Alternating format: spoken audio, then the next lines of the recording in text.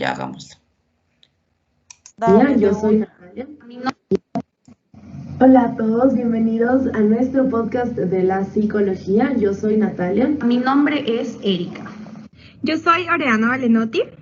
Y nosotros les vamos a hablar sobre la historia de la psicología. La historia de la psicología tiene sus inicios con pensamientos de filósofos de la antigua Grecia, como los principales que serían Sócrates, Platón y Aristóteles, que opinaban sobre la existencia de la humanidad y sus inicios desde un enfoque existencialista, empirista y racionalista respectivamente. Y derivado de estos pensamientos también otros filósofos de la época, tales como Anaximandro, Tales de Mileto, Pitágoras, Demócrito, Heráclito, Anaxágoras, entre otros más, nos hablaron de sus distintas teorías del inicio de la vida, que muchos de ellos se basaban en sí en la naturaleza.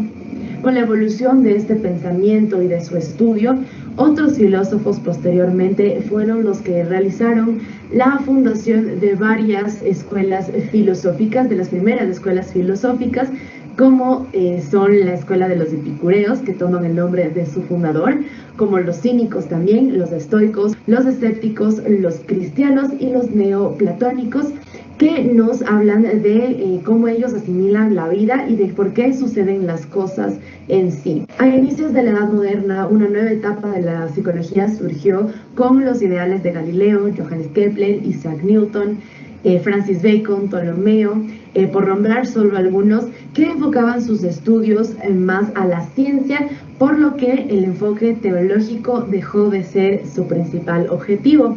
De hecho, muchos de ellos lo rechazaban. Los filósofos idealistas como Kant y filósofos racionalistas como Descartes, esos escritos rechazaban, cuestionaban o al menos ponían en duda la realidad y lo que se conoce por esta razón. También en esta unidad nos enfocamos en la dialógica del mito logos, es decir, cómo el mito impactó sobre nuestra cultura y nuestra realidad, así también como los arquetipos que influyeron para que esto suceda. Aprendimos también el contraste de las posiciones que tenía Jung, Kant, Freud, James, entre otros filósofos, sobre la interpretación del mito en la sociedad y también en el psique de las personas, ya que es un fenómeno que pasa y trasciende de generación en generación.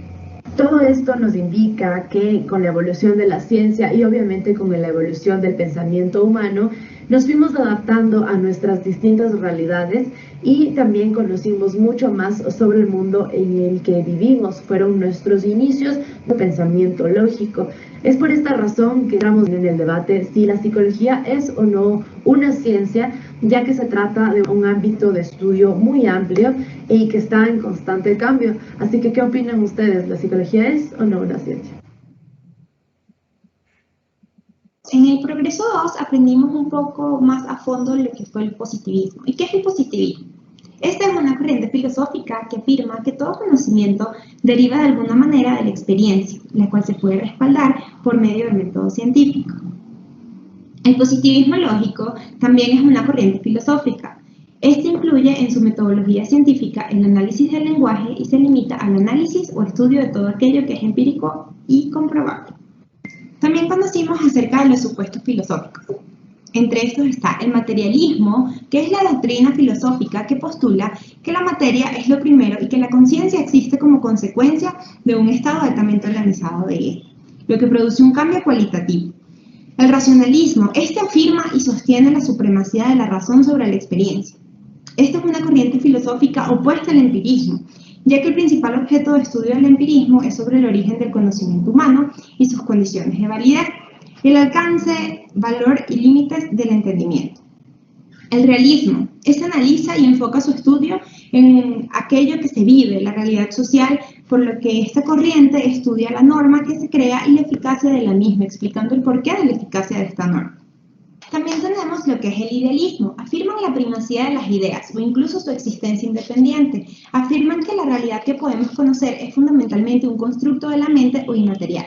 En la semana 8 logramos profundizar en el pospositivismo. Esta es una postura metateórica que critica y enmienda el positivismo y ha impactado teorías prácticas en filosofía, ciencias sociales y varios modelos de investigación científica.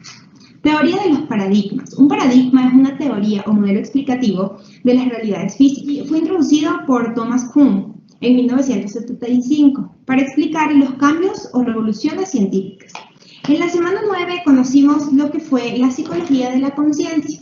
Entre estas tenemos estructuralismo. El objetivo de estudio es científico, la experiencia consciente y la función de la conciencia. El funcionalismo. El objeto es la conciencia y su finalidad. Los procesos mentales, percepción, memoria, imaginación e inteligencia. Y por último, la reflexología. El objeto de estudio de la reflexología es el reflejo, estímulo y conducta adquirida, así como el funcionamiento del sistema nervioso superior. Por último, en el progreso 2, para culminar, abordamos lo que fue el condicionamiento clásico y el condicionamiento operante. El condicionamiento clásico es un proceso de aprendizaje que se produce a través de asociaciones entre estímulo ambiental y un estímulo natural. Y el condicionamiento operante es un tipo de aprendizaje asociativo. Este tiene que ver con el desarrollo de nuevas conductas en función de sus consecuencias, y no con la asociación entre estímulos y conductas como ocurre en el condicionamiento clásico.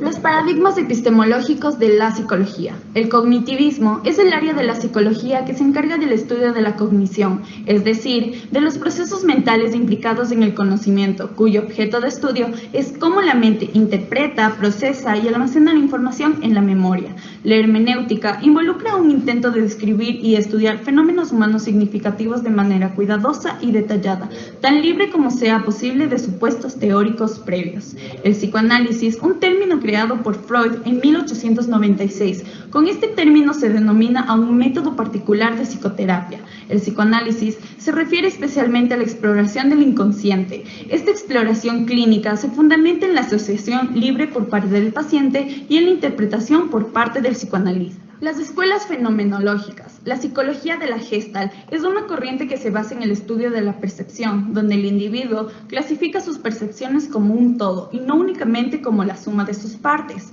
Sus autores destacados, Max, Kohler, Kafka y Kurt. Leyes de la Gestalt, ley de Praxnas, figura fondo, proximidad, similitud, destino común, cierre y buena continuación. Terapia de Gestalt. Su objetivo es buscar que el paciente logre entender lo que siente, piensa, dice y hace, alineándolo todo y obteniendo soluciones a sus problemas. La psicología humanística tiene como principal característica considerar al ser humano como un todo, sabiendo que existen múltiples factores que intervienen en la salud mental, en su crecimiento personal y en su autorrealización. Entre ellas se interrelacionan aspectos como las emociones, el cuerpo, los sentimientos, la conducta y los pensamientos, etc. Sus principales precursores, Abraham Maslow y Carl Rogers.